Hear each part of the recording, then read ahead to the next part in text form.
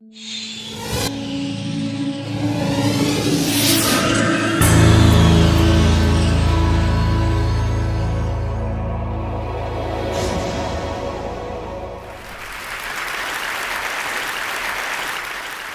years ago, after having served 4 years in the United States Marine Corps and deployments to both Iraq and Afghanistan, I found myself in Port-au-Prince, leading a team of veterans and medical professionals in some of the hardest hit areas of that city, 3 days after the earthquake. We were going to the places that nobody else wanted to go, the places nobody else could go. And after 3 weeks, we realized something.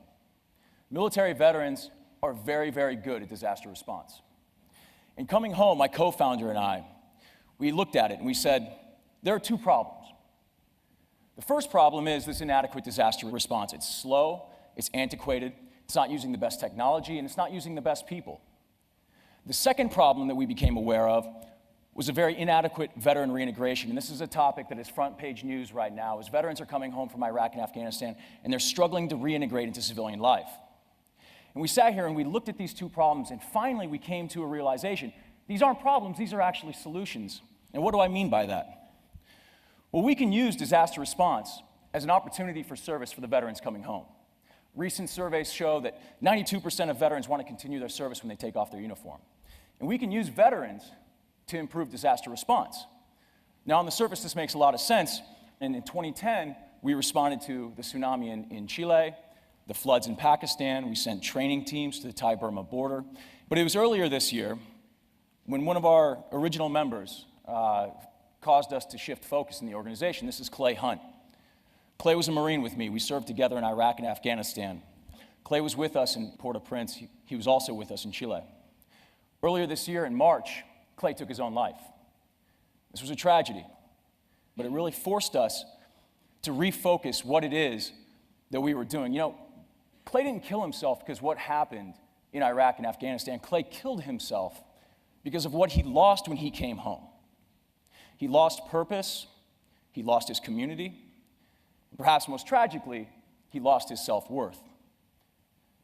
And so as we evaluated and as the dust settled from this tragedy, we realized that of those two problems, in the initial iteration of our organization, we are a disaster response organization that was using veteran service. We had a lot of success, and we really felt like we were changing the disaster response paradigm. But after Clay, we shifted that focus. And suddenly, now moving forward, we see ourselves as a veteran service organization that's using disaster response. Because we think that we can give that purpose, and that community, and that self-worth back to the veteran. And tornadoes in Tuscaloosa and Joplin, and then later Hurricane Irene, gave us an opportunity to look at that. Now, I want you to imagine for a second an 18-year-old boy who graduates from high school in Kansas City, Missouri. He joins the Army gives him a rifle, they send him to Iraq. Every day he leaves the wire with a mission. That mission is to defend the freedom of the family that he left at home. It's to keep the men around him alive. It's to pacify the village that he works in. And he's got a purpose. But he comes home from Kansas City, Missouri.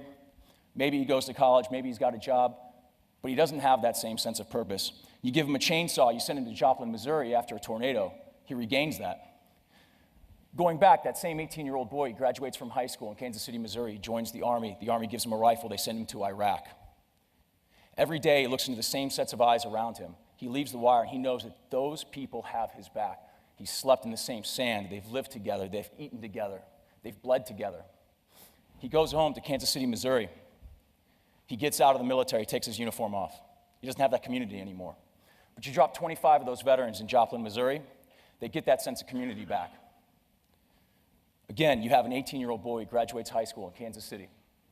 He joins the Army gives him a rifle, they send him to Iraq. They pin a medal on his chest, he goes home to a ticker tape parade. He takes the uniform off. He's no longer Sergeant Jones in his community, he's now Dave from Kansas City. He doesn't have that same self-worth. But you send him to Joplin after a tornado, and somebody once again is walking up to him and shaking their hand and thanking them for their service. Now they have self-worth again.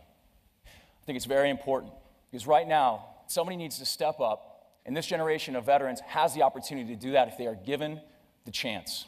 Thank you very much.